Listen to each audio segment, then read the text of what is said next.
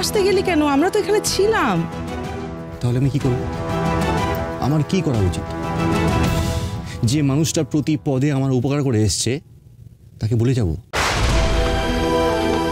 অন্যদের মতো কাজ মিটে গেলে তাকে ঝেড়ে ফেলে দেবো, তাই তো?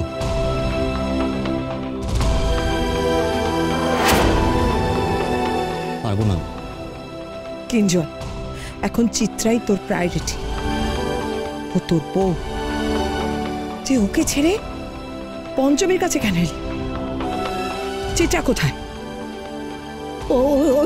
ওই তো জ্ঞান ফিরছে।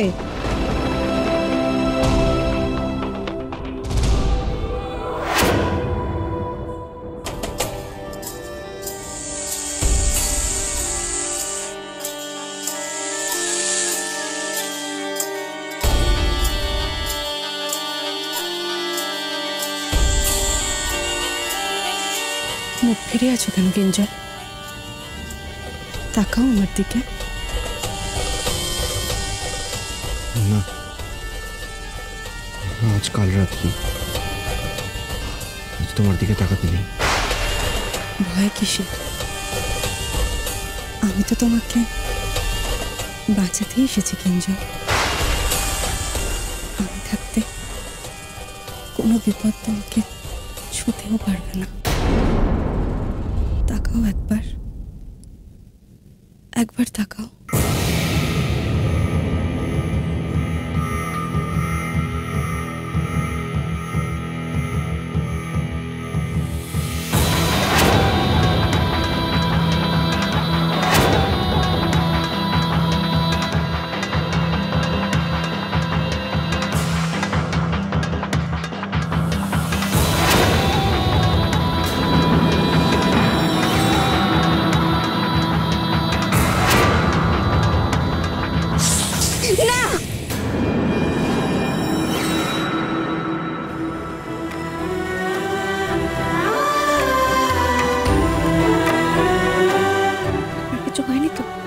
সাপে কাটেনি তো?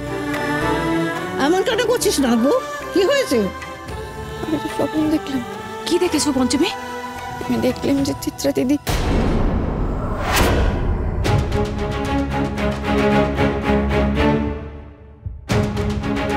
হাই, কি হলো? চুপ করে গেলে যে? চিত্রা কি? আর চুপ থাকলে হবে না। আমি শুনতে চাই তুমি আর কি কি অজুহাত বানাতে পারো। তোমার নাটক, তোমার চালাকি আমি সব বুঝি পঞ্চমী। হাতটা ছাড়ো কিঞ্জলের।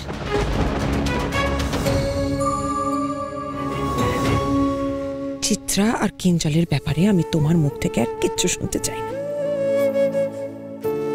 আমার কিচ্ছু হয়নি, আমি ঠিক আছি। চিত্রারও কিচ্ছু হয়নি, চিত্রা ঠিক আছে, কোনো ভয় নেই আপনার। তাই মেয়ে, তোমার এত ভয় পাবার কি আছে শুনি? ছাড় তো, এদিকে এদিকে। তুই এখন চিত্রার স্বামী, ও তোর কেউ নয়, বুঝেছিস?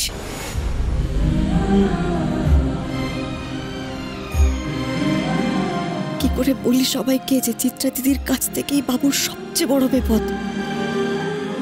যে পারলাম না, এত কিছু করেও বাবুর সেই বিপদ আটকাতে আমি পারলাম না। নাও পঞ্চমী, অনেক ঢং হয়েছে।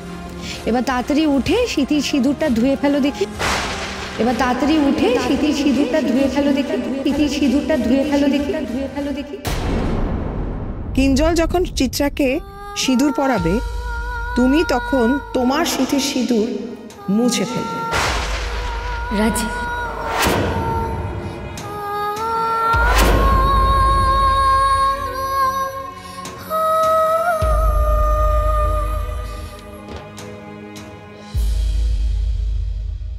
আমি তো পঞ্চমী সিঁথিতেই সিঁদুর পরাতে যাচ্ছিলাম, তারপর যে কি করে কি হলো, কখন যে আমি চিত্রাকে সিঁদুর পরালাম মনেই পড়ছে না। আজ যে বাবু আবার আমার সিঁদুর পরিয়েছেন। বাবা নীলকণ্ঠ, বারে বারে তুমি আমারে আর বাবুরে কোন বাঁধনে বেঁধে দিচ্ছ কত? চাইলেও যে সে বাঁধন খোলার জো নেই। কি করে মুছবো আমি এই সিঁদুর? চিত্রা দিদির সাথে বিয়ে হয়ে গেছে, এখন বাবুর জীবন নিতে চিত্রা দিদি ঢুকে পড়েছে এই সংসারে। তারপরে ভয়ঙ্কর তান্ত্রিক, নিশ্চয়ই ওই তান্ত্রিকের সাথে চিত্রা দিদির কোনো মিলিত চক্রান্ত আছে। ওদের কবল থেকে নিজের এই সিঁদুরের জড়িত বাবুরে আমার বাঁচাতেই হবে। এই, এত কি ভাবছো তখন থেকে? নিজে থেকে সিঁদুরটা ধোবে না, তাই তো? ঠিক আছে, চিত্রার বরণটা হয়ে যাক, তারপর আমি ওকে দিয়েই তোমার সিঁদুরটা তোলাবো। ওমা, সত্যিই তো তুই বরণের আগে ঢুকে পড়লি? কি অনাসৃষ্টি কাণ্ড হলো বলতো? আরে বাবা, তোর তো চিত্রার সাথে জোরে বাড়িতে ঢোকার কথা। চল চল চল। বাবু, চিত্রা কোথায়? চিত্রা এখানে নেই। ওই তান্ত্রিককেও দেখলাম না। আমি তো ভাবলাম চিত্রা কিঞ্জলের খোঁজে এখানে এসেছে। তার মানে তান্ত্রিক আর চিত্রা দিদি দুজনেই নেই। নিশ্চয়ই লুকিয়ে কোথাও বাবুর বিরুদ্ধে ষড়যন্ত্র করছে। তার কি মতলব ওদের? কি ষড়যন্ত্র করছে? সব সব জানতে হবে। সরুন, যেতে দিন আমারে, যেতে দিন। কি পঞ্চমী, তুই আমার কোথায় যাচ্ছিস? এ কি পঞ্চমীর কি হলো? ও পরিমণি কোথায় দৌড়লো? মিসেস বসু, আজ এক সাংঘাতিক তান্ত্রিক এসছে শুনলাম। তা সে কে হয়? আপনার মেয়ের আলাদা গুরুদেব আছে বলে তো কখনো শুনিনি। কিছু তো বলেননি আপনারা আগে কখনো। কি বলবো, আমি তো নিজেও জানি না ওই তান্ত্রিক আসলে কে। উনি আসলে যোগী পুরুষ, ওনার জন্যই তো সাপেরা চিত্রার পোষ মানে।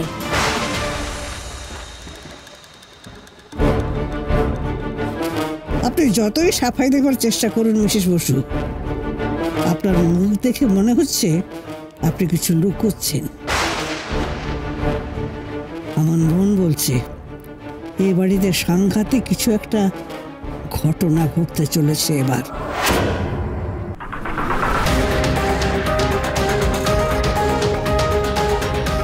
কোথায় গেল ওরা? আমাকে জানতেই হবে কি শলা করছে ওরা দুজন মিলে।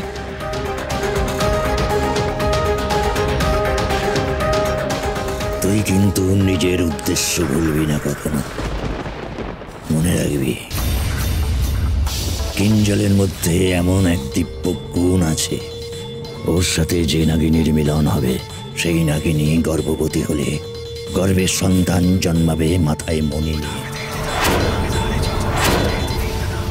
সেই মণি আমার চাই। ওই মণি আমায় অমরত্ব দেবে। তাই কিঞ্জলের সাথে অন্য কারো নয়, তোরই মিলন হতে হবে। আমার সব মনে আছে গুরুজি, আপনি আমাকে যা যা বলেছেন আমি সব অক্ষরে অক্ষরে পালন করব। সাবধানে থাকবি, সব সময় চোখ কান খোলা রাখবি। আমি চাই না তোদের মিলনে কোনো বাধা আসুক। মিলনে তো আর কোনো বাধা নেই গুরুজি। এখন তো কিঞ্জলের সাথে আমার বিয়ে হয়ে গেছে। কিঞ্জল চাইলেও আমাকে এড়িয়ে যেতে পারবে না। ফুলশয্যার রাতেই আমার গর্ভে আসবে সেই সন্তান। আমিও তাই চাই। ফুলশয্যার রাতেই তোকে কাজ হাসিল করতে হবে চিত্রা। কিন্তু গুরুজি, আমি না একটা বিষয় নিয়ে খুব দ্বন্দ্বে আছি। দ্বন্দ্ব? কিসের? মিলনের সময় কিঞ্জল যদি আমার আসল রূপ জেনে যায়, তখন আমি কি করব গুরুজি? কাল নাগিনীর সাথে মিলনের পরে কিঞ্জল আর বাঁচবে ভেবেছিস?